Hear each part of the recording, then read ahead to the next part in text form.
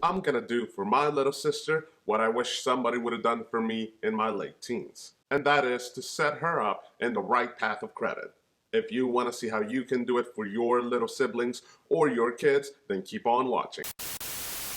Welcome back to Tito's Financial Corner, where we talk about credit cards, points and miles, as well as travel. Chad from Chad's Muddy Minutes recently did a video called This Habit Will Bulletproof Your Kids' Credit, where he goes over which banks would allow you to add your kids as authorized signers and obviously at what ages. It is a great video and very informative that you should check out right here. That got me thinking that I should probably do that for my little sister.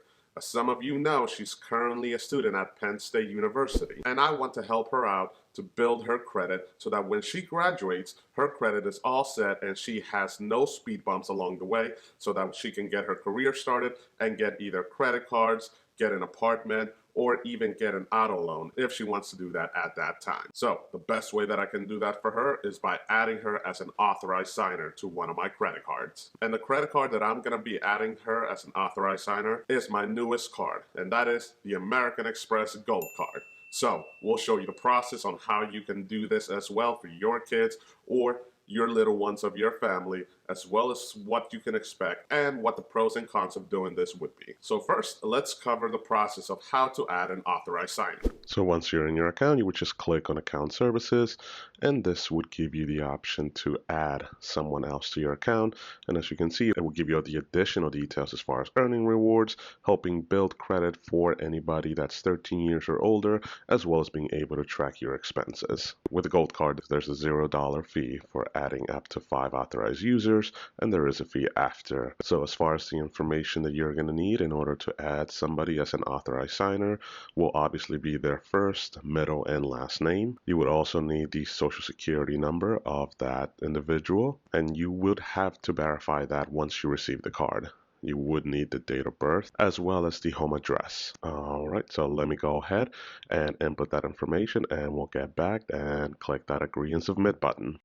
All right, and as you can see, my little sister has been added as an authorized signer, and she's going to be getting the Amex Gold Card. And within 4 to 5 business days, I did receive the card, and here it is. As you can see, it is an absolutely beautiful card, and yeah, not really sure if she's going to get the actual card itself. So as you can see, the process is not that difficult and it is pretty easy. And the process is relatively the same if you're looking to do it for Chase cards like the Chase Sapphire Preferred and the Reserve, as well as the Freedom credit cards.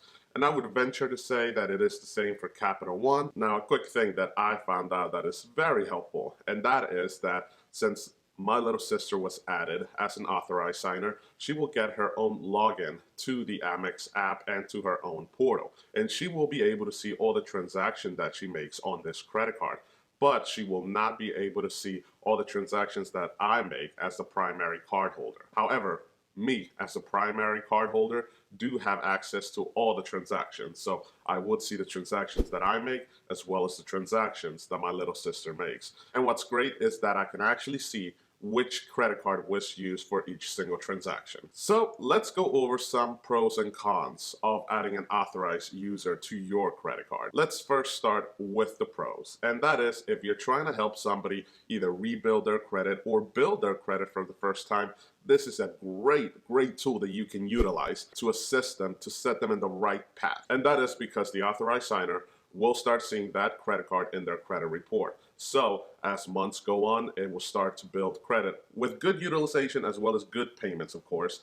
That authorized signer will start to build credit on their own name so that down the line, they would be able to apply for their own credit cards. This is also beneficial because for those younger clients, for those kids, it could help them to understand how credit cards work, how credit line works, and what the benefits are, as well as what the cons are of using a credit card and how they can be tools to set you up, but at the same time they have to be taken care of every single month, otherwise they could put you in a big hole. Another pro for authorized signers is that you are not liable for those transactions. So that's right, my little sister could literally go in with this card and decide that, you know what, I want to book a trip to Puerto Rico. I'm going to put the flights as well as the hotel and all food expenses on this credit card, and she would not be liable to pay those transactions. I, as the primary cardholder, would be. So again, as an authorized signer, you would be able to put any transaction you want, but at the same time, you would not be liable. Another pro is that you could actually be removed as an authorized signer at any time, meaning that I, as a primary cardholder, could give Amex a quick call and let them know to remove my little sister as an authorized signer, and they would do it right away. Likewise, my little sister could call Amex and let them know that she no longer wants to be an authorized signer on my credit card, and they would remove her right away. So again, you do have the option of opting out whenever you want to. Then let's get to some cons, and I really don't want to say the word cons, much more realities that you need to be aware of when adding an authorized user. The first is that you really have to trust the individual that you're adding as an authorized signer. You really have to know them, you really have to trust them, and that is because you, as the primary cardholder, are 100% liable for any and all transactions that are put on that credit card. So even though this is a great tool to help somebody rebuild their credit or build their credit for the first time, the primary cardholder has to truly trust that individual that they will not overspend, that they will pay for their transactions if that is the deal, as well as keep up with the credit card on a monthly basis. Now, for me, it's easy. It's my little sister. I've known her since she was born, so there's really no reason for me to not trust her. And also, she might get the physical card or she might not. We're still working that out. But even if she gets the card, I know I can trust her 100% to utilize that card for only emergencies or when she only needs to. Likewise, the authorized signer has to trust the primary cardholder 100%. And that is because if something happens to that credit card where the payments start getting delayed or no payments are being made, that could negatively affect the authorized signer's credit as well. So yes, there's a lot of pros, but at the same time, there could be a potential con of trusting somebody to add you as their authorized signer if that individual doesn't keep up with their payments or doesn't keep up with their credit card as they should. So with that said, adding authorized users to your credit cards is, again, a great way of helping somebody, especially somebody within your family, to set up their credit, whether that's your spouse or your cousin or your brother or sister, as well as helping the younger generation to start building credit.